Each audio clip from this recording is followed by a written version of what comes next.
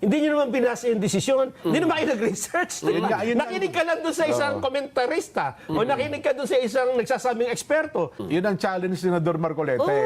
Maging doon sa debate na sa Senado, magbasa po kasi kayo.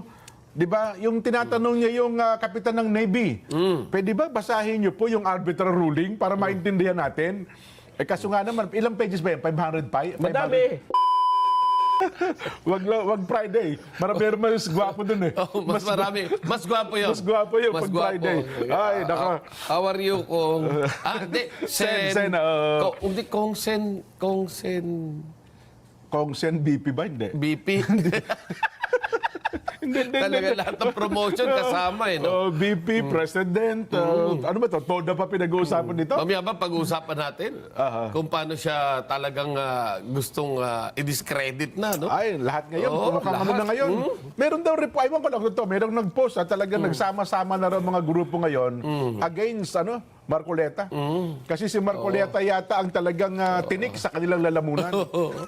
Siya ngayon ang Totoy Bibo doon sa Senado. Kaya alam nyo, kapag ganyang hitik ang puno, Ay, talaga oo. nga namang tinitirador yung bunga. Mukhang prepared naman, Senador. Ay, tsaka si Nelson ang number one, yung kanyang advisor. Oo. Sabi ko, upa ka yan. Ano bang advice mo, Nelson? Hindi, advice ko lang kay Sen Marcoleta. Pero kasi mga statement na pag tinake out of context, mag-iiba ng ng itsura no? Ng kahulugan. Kailangan maingat siya doon. Totoo. Pag meron siyang statement na kapag ka pinutol ay hindi Mag-iiba, no? Mag-iiba ibig sabihin. dapat tugtungan niya. Parang yung ganito, parang yung Oh. sampalin mo ng pagmamahal. Kaya puputulin ngayon, sampalin mo. Yan yun, di ba? Hindi ba wala na yung pagmamahal. Magsa-seminar kami niya pagdating na rito. Nung bata ko, ang pinakalaging halimbawa sa akin yan, yung ang apog ay maganda sa mata. Yan. Di ba? Ganun po. Takbo ko naman yung bata, nilagay sa... Naku, bulag. Ang apog ay maganda sa mata kung gusto mong bulagin. Naku po. Hindi agad. Pinutol eh. Doon pa lang, di ba? Sabi, Yes. Marcoleta, etc. Kasi ngayon, pinutol nila yung statement na sinabing, i-give up na lang natin yung Kalayaan Group of Islands. So para bang, pag pinutol mo nga naman yung statement na yun, abay lilitaw na, tinan mo, i-give up na lang daw natin yung Kalayaan Group. Parang samantalang kung pakikinggan mo yung buo, binanggit lang niya yun to emphasize a point, di ba? Yes. Na handa ba nating isapalaran ng buhay ng ating pamilya, ng ating mga anak, especially doon sa mga sundalo. Handa ba natin isapalaran ang sarili nating buhay, ang buhay ng ating mga anak, apo at kaapu-apuhan, dyan sa pinaglalabanang yan, o marapat lang na isakripisyo na natin ang kalayaan Island Group, KIG. kapalit ng pinaglalaban nating West Philippine Sea.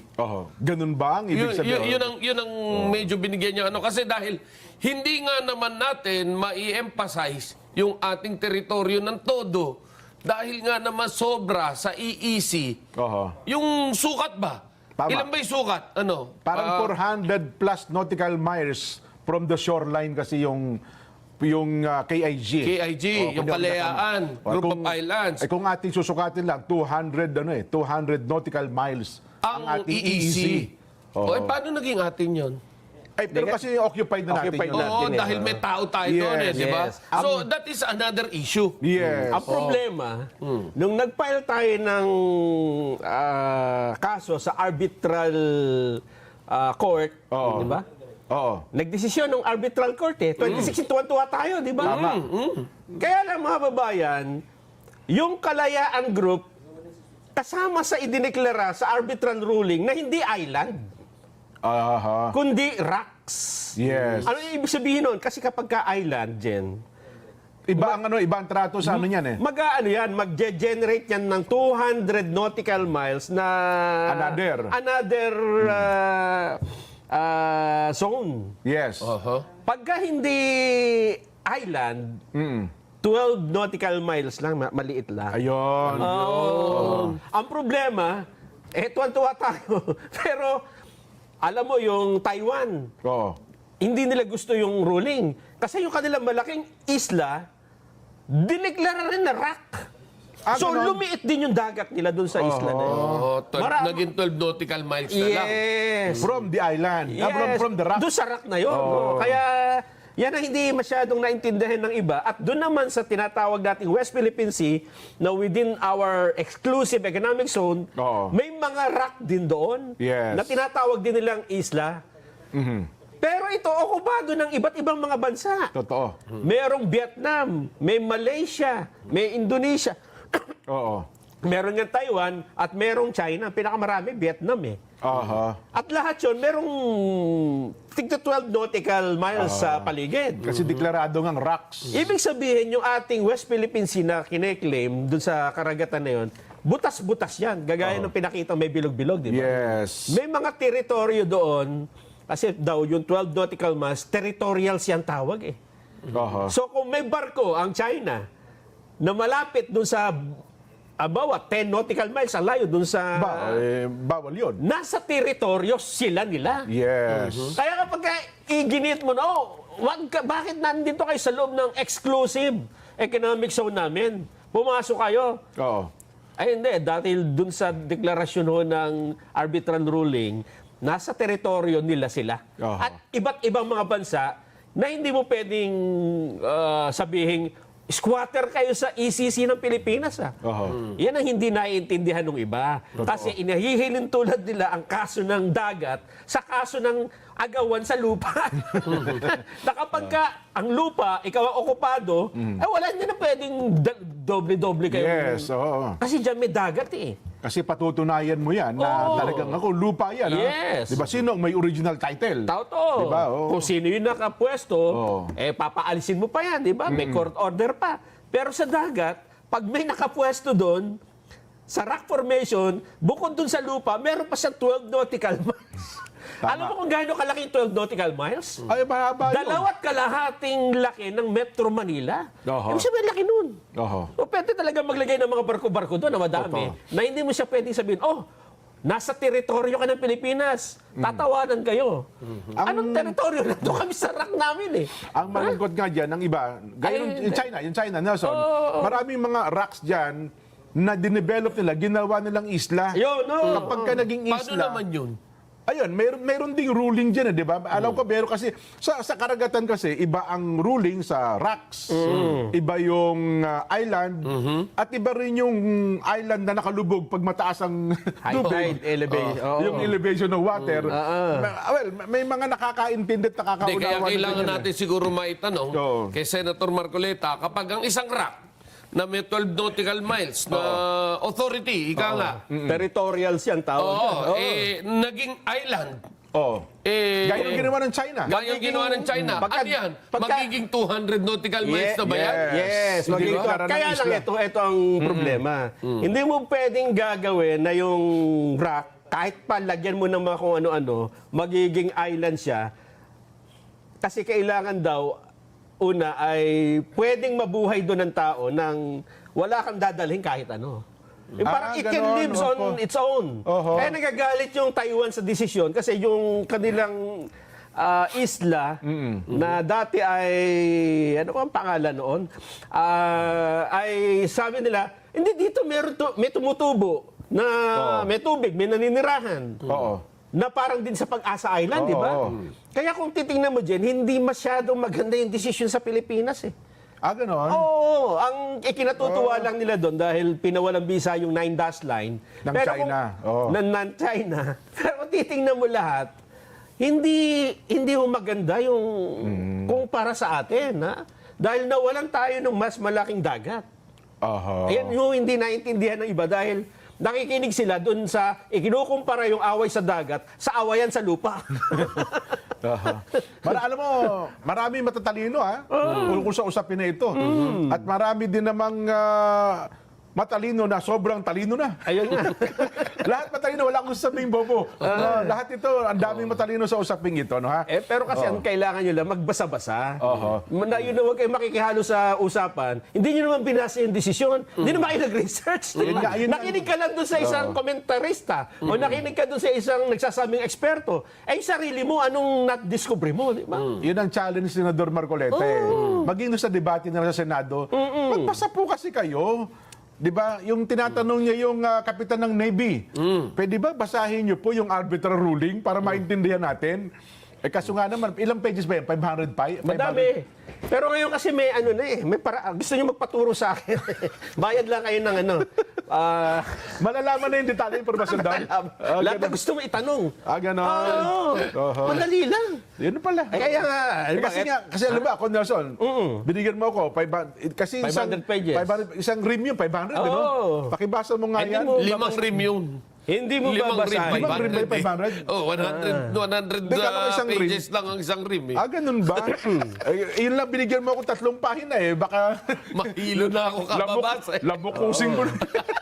Wala akong para magbasa dyan eh, ha? Ay, nako. Eto. Pero teka lang.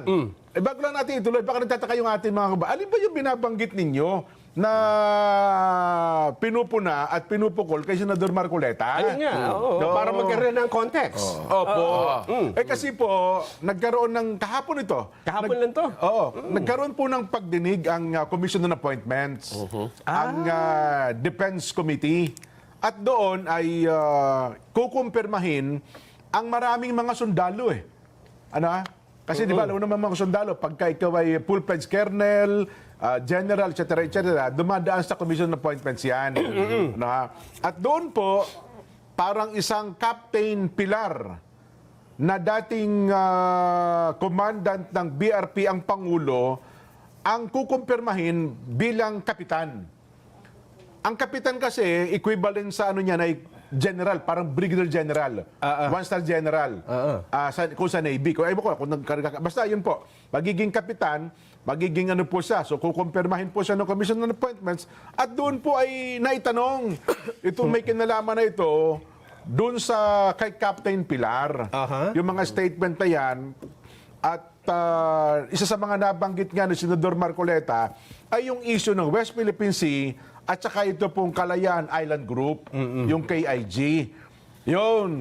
Eh ngayon, ang ginawa naman ng iba, Nelson, sa mga kapatid natin sa profesyon, sabi ko nga sa iyo, ito yung mga taong may personality bias na kahit ano pang sabihin ni Senador Marcoleta, ay galit sila, tutol sila, basta gusto nilang i-dispute ano mang sabihin ni Senador Marcoleta, nung sinabi daw na gini-give up na raw. I-give up na lang natin. I-give up na lang daw natin ang atin pong Kalayaan Island Group doon daw sa pagtatanong niya sa tauhan ng Philippine Navy. Para bagang ang dating, sinasuggest ni Senador Marcoleta na i-give up na lang natin ang Kalayaan Island Group. Yun daw ang sinasabi natin, Nelson, na para bagang kinuha out of context yung statement ni Senador Marcoleta sa pagdinig po ng Commission on Appointments kahapon. Ayun. Meron ba tayo mapapanggaman natin? So, pati mapaparinig ba natin? Para malaman natin kung ano talaga. Eksakto. Sige.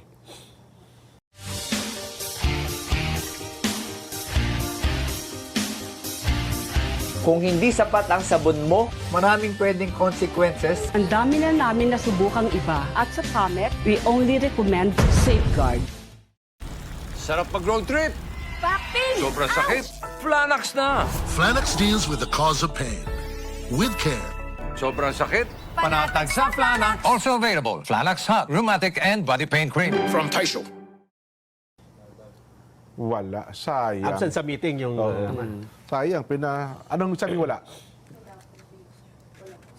Ayun, sayang naman. Pinahanda na natin kanina pero hindi daw umabot yung... Ay, ganun na lang. Pinakamabuti. Panoorin niyo po. Patay muna. Lipat muna sila. Pagkatapos ng programang ito. Kasi pinapanood natin. Hindi, kanina. mamaya ayusin natin. Mamaya ayusin natin.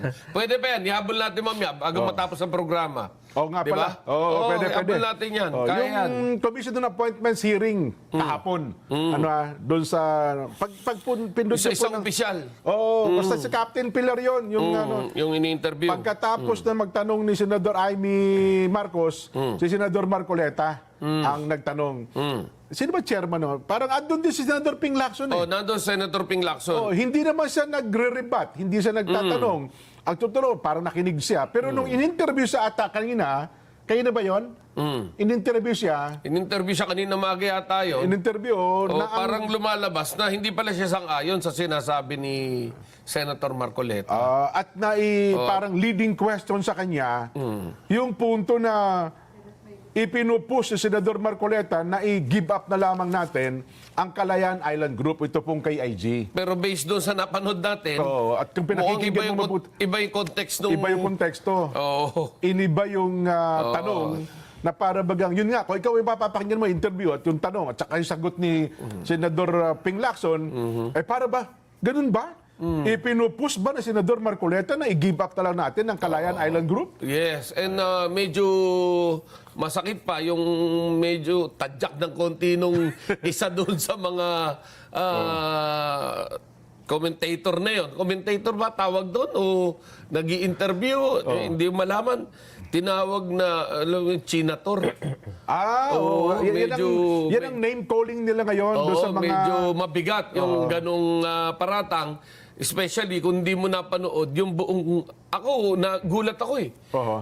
Even me, kung ako'y medyo marupok, maniniwala ka agad ako dahil napaka-respetong mga journalist ito eh.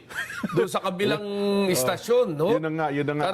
Respeto, pero, well, Kaya pinarinig ko sa'yo kanina eh, no? Oo, ako naman, pinapanood ko kahapon yung hearing, kaya hindi ako naniwalang ganun ang statement ni medyo, Senador Marcoleta. medyo below the belt.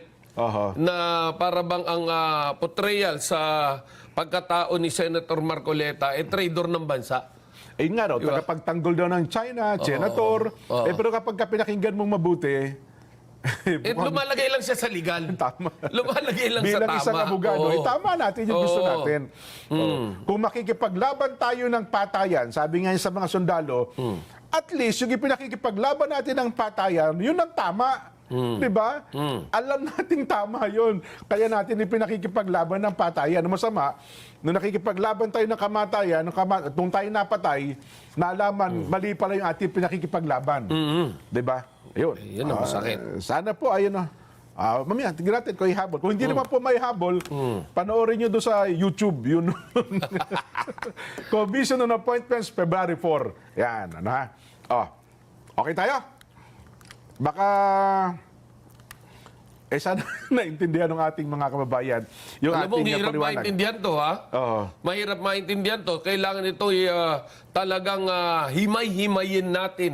Oo. No? Na talagang namnamin mo yung bawat aspeto, bawat laman nung sinasabing batas tungkol dyan sa West Philippine Sea, tungkol dyan sa Kalayaan Group of Islands. Tsaka yung desisyon ng ano talaga, yung Permanent desisyon, Court of oo. Arbitration. Dahil hindi mo pwedeng gaya na sa atin, no, sa lower court, doon po sa hindi masyado nakakaintindi.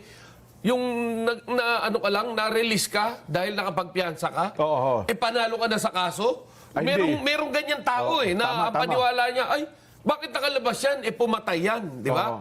Ganyan din po yung takbuhan ng kaso when it comes to international laws, no? Kung kaya't kailangan po unawain natin. Oo. Himayin natin. Huwag ho tayo makikinig kagad sa mga vloggers o sa ating mga kapatid. Sa amin po, huwag kayo maniniwala rin kagad. Oo. No po? I-double check natin. I-double check nyo po. Oo. Pero isa lang masisiguro namin, yung totoo lang ang sinasabi namin dito. Hindi po kargado. No? Lalo kasi ngayon, no, at maging sa social media, Kuya Benny, ang dami talaga nagpapaliwanag ng iba gumagamit pa ng batas. Yun bang kapag binasa mo, ay tama ito? Oo. Ang problema, pagbasa mo ng isa, ay tama rin ito Oo. Pero magkakontra yun. Oo, pero kontra.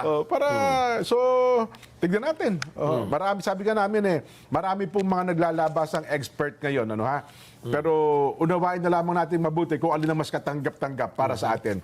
Ako naman, ang suma total, wag na lang tayo makipag-away. Oo. Ang lahat po ay... Nakipag-away tayo. Away tayo. Wag. Ang gusto ng atin Mainit ulo ko ngayon. Awayin natin yan. Sa dami ng problema ng bansa natin, Nelson, mas makikipag-away pa tayo. Dadagdag ka pa. Dadagdag pa tayo. Di ba? Mabuti na lang at meron tayo Senador Rapi Tulfo. Yun. Di ba sabi mo,